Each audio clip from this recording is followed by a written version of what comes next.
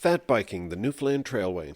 I have been a bicycle enthusiast since learning how to ride a bicycle at age 3 or 4 in Port Basque. I have vivid memories of being age 5, kindergarten, riding bicycle to my Aunt Kit's house on the other side of town.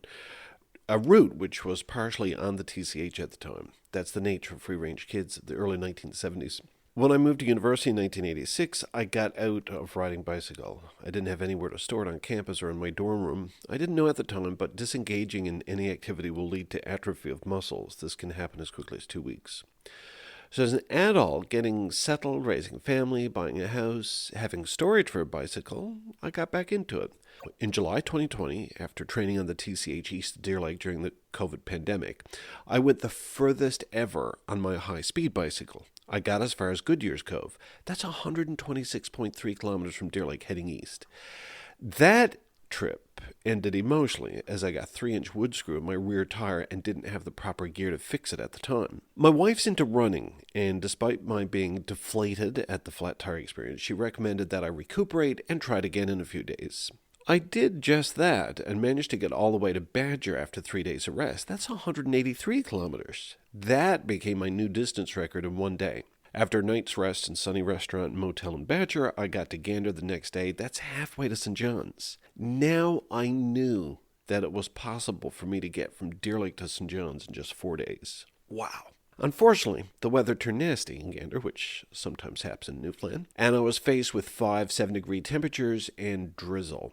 Dion rescued me at the Gander Motel, and I abandoned the trek for that summer. But the next summer, I was determined to get from Deer Lake to St. John's on my bicycle, and I was determined to get there in 4 days. I had proven to myself that I could do it. But I joined a couple of Newfoundland bicycling groups on Facebook, and through one of those Facebook groups, I sort of prematurely agreed to tackle the old rail line from Port Basque to St. John's. That's a distance of 883 kilometers. That's on rocky, rough, rotten trestle board, washed out routes. The date was set for June 28, 3 days after the end of public school. And as the day approached, I regretted my promise. I wanted to use my high-speed highway bike. I wanted to be fast and have it done in 4 days from Deer Lake to St. John's. You know, it's only a 625-kilometer trek. 883 kilometers from Port Basque to St. John's? How long was that going to take? And using my heavy fat bike, how much gear would I need? There'd be no glamping on that trip, as parts of that trek went well into Newfoundland's interior. So I started my training. I would venture east along the trailway from Deer Lake, farther and further. Eventually, I covered 100 kilometers in a return trip, and I knew I was ready for the cross-province trek.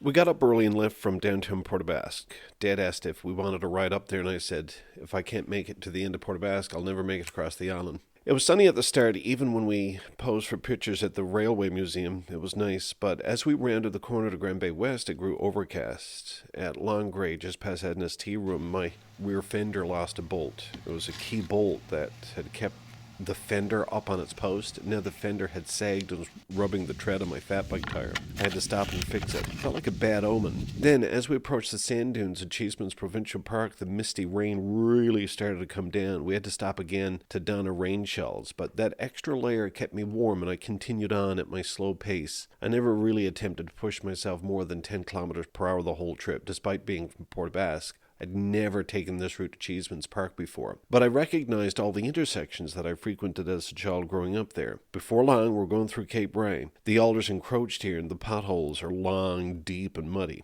Soon I was behind Sugarloaf Mountain and at the treacherous-looking cliffs at Red Rocks. No guardrails here. The trail seemed very long from Red Rocks along the cliffs overlooking the Gulf of St. Lawrence to McDougall's Bridge. There we stopped and ate an energy bar. The wind seemed to be in our faces. Then the trip seemed to speed up. It didn't seem long before we were going through the old defunct Mumachug Provincial Park.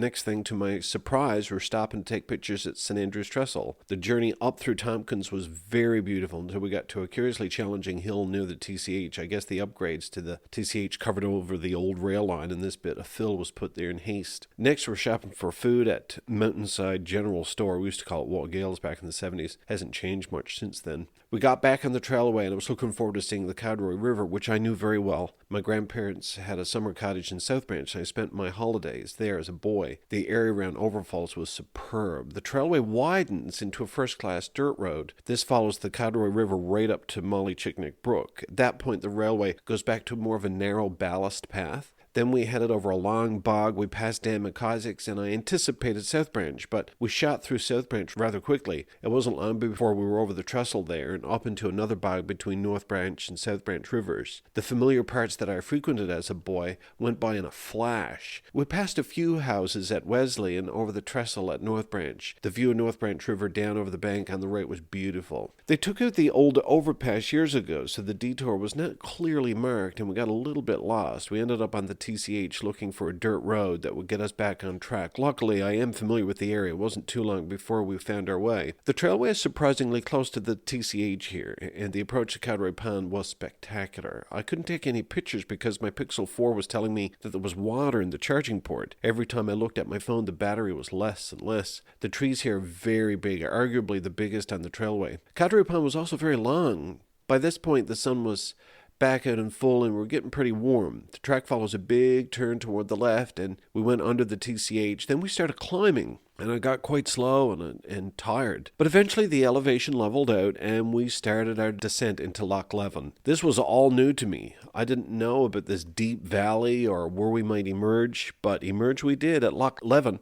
And despite showing only 2% battery capacity, I had to take a few pictures. I didn't care anymore. We pushed on in the evening sun, passing St. Fintan's, Crabs River, and finally pitching our tent right down in Middle Barachois Brook. I couldn't believe that I'd covered such a distance and that I'd started in Port aux Basques that morning.